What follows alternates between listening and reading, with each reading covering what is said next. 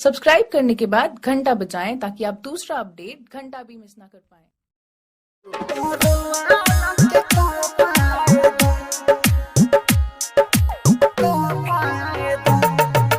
DJ Kanchan Raj Muzaffarpur. तू हर बाटे जरूरत तब बुलावतानी, तू हर बाटे जरूरत तब बुलावतानी। जब जनमे निकल जाई जान तइला के का फायदा, जब जनमे निकल जाई जान तइला के का फायदा। तू हर बाटे जरूरत तब बुलावतानी। Mix by AG recording studio. DJ Kanchan Raj Muzaffarpur.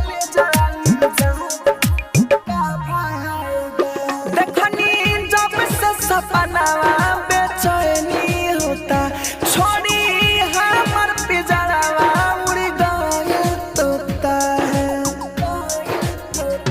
देखनी जब से सपनावा बेचैनी होता, छोड़ी हमर पिजड़ावा उड़ गया तोता। हमरो रहला पा भरी दोसर मार तो जिया के का फायदा।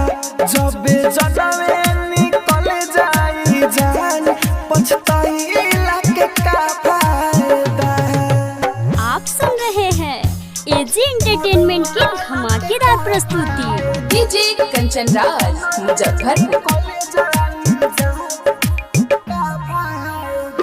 तू बताओ हो राहुल राजधानी से शादी मर्द से कराबो कि मनमानी से। ऐसे आलमनी लगे तू भूलबो तना, जाके पिया के बहिया में झूलबो तना। ना तो छत